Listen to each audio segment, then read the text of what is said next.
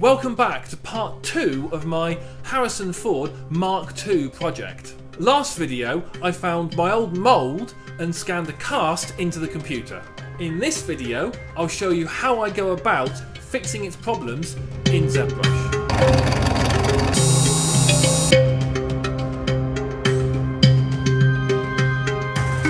Hello ladies and gentlemen, John here from Clay Polygon, showing you how I make the costumes and props from the shows you love.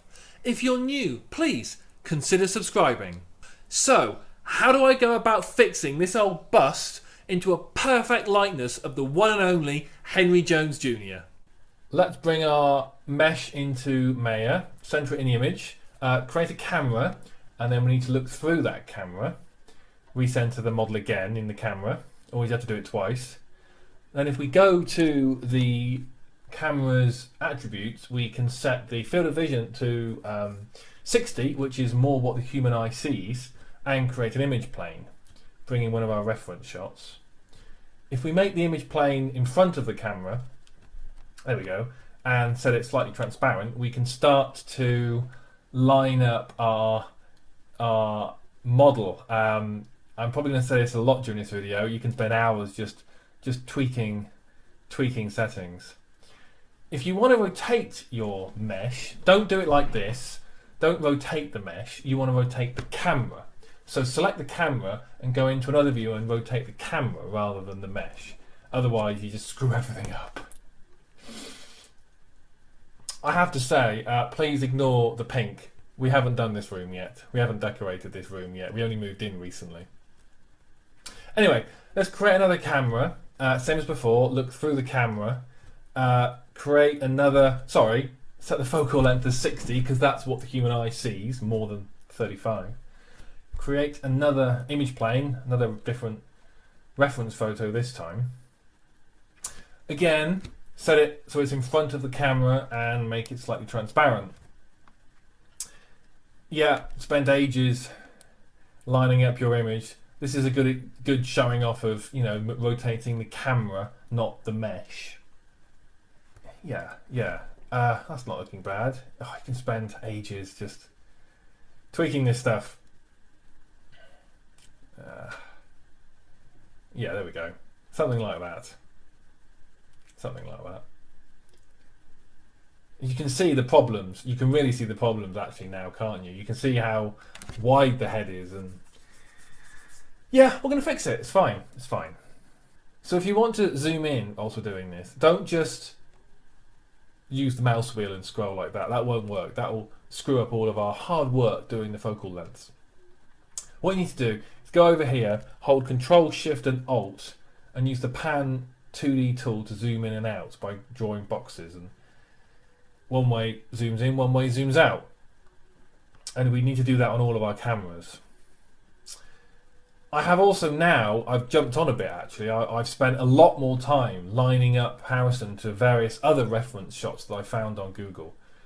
Some more successful than others, as you can see, but they all show the same problems with the size of the back of the head, and well, that one's particularly bad. Okay, so let's start to fix it now. So yeah, ZBrush the whole program can go transparent, which I'm assuming they intend for you to use to line up to reference images behind, but that's no good because ZBrush has like a fake 2.5D perspective. It doesn't have a true 3D. That's why we're doing it in Maya, so don't do that.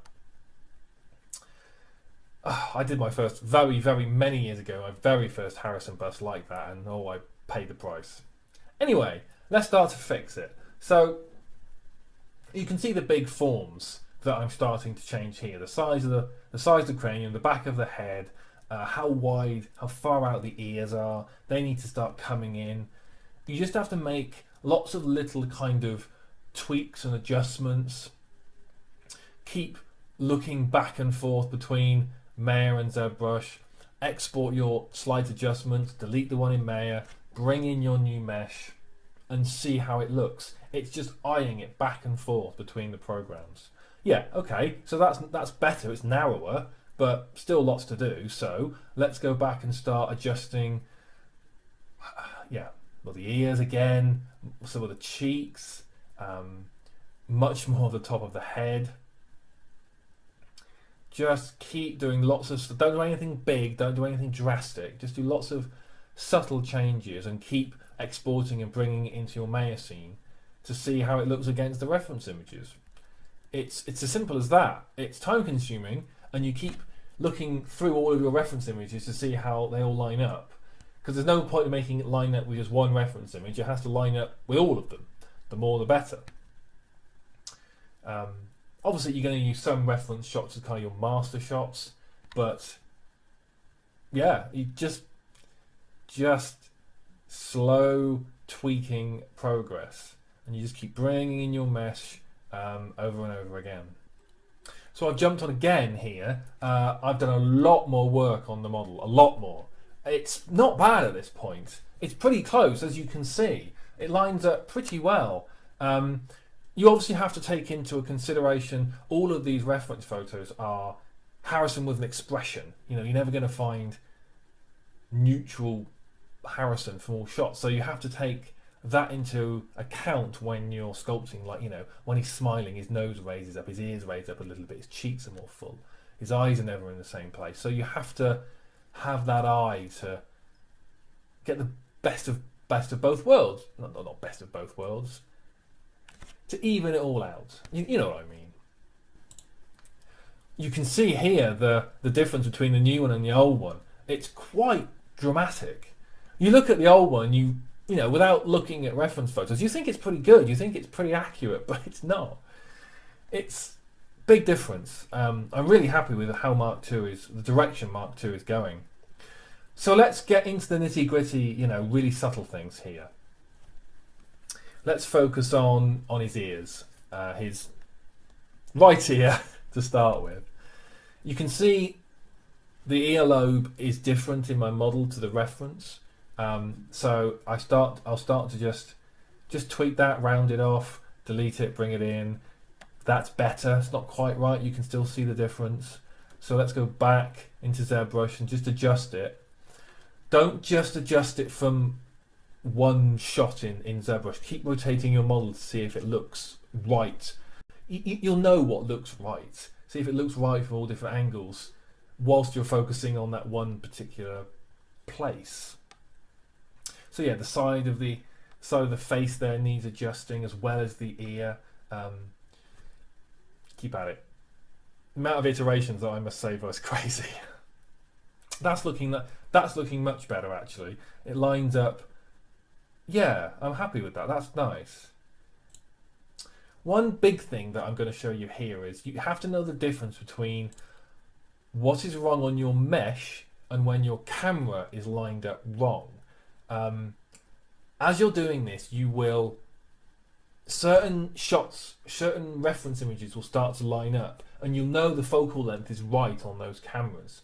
So then, if that's correct, you means another camera with a different picture might have been taken with a much different focal length. So you then have to start adjusting your focal lengths. It's kind of chicken and the egg, because you need to lock one down in your mind that, yeah, that's correct, so you can start adjusting the others around it. But don't be too sure of yourself that that one is correct. You have to adjust all of your camera's focal lengths until they all kind of just merge and marry and it just works. But with this example here, the ear is correct from a couple of references, but from another reference shot it still looks a bit wrong. Now, I know from experience that that's the camera that is wrong, and I can adjust the camera a little bit like this and it now lines up. So yeah, keep saving, keep re-importing your altered version. So another thing I've done is I've scanned in a Fedora, a Harrison Ford, Indiana Jones Fedora that's the correct size, which is European 58, US 7¼ just to make sure that it fits on his head. I'm adamant with this one. Yeah, to make sure the back of the head, the cranium, it all fits as it should do in real life, and it's looking good. It is looking. I love the. You can't beat an Indiana Jones Fedora, especially You bung some shadows on there, and it's looking really nice. So here's the mesh as it stands. It's not quite finished yet, but it's looking good. It's looking really nice. I'm going to spend a good few more hours on it first. But yeah, I just want to show you where it's at the moment, at the end of this video. It's looking nice. So there we go. I hope you enjoyed this video showing how I went about fixing my old Harrison Ford bust. He's not quite finished yet, but he is very close. I'll have finished my ZBrush sculpt before my next video. That video will focus on how I go about getting my new sculpt back into clay. Thank you for watching, and I'll see you soon.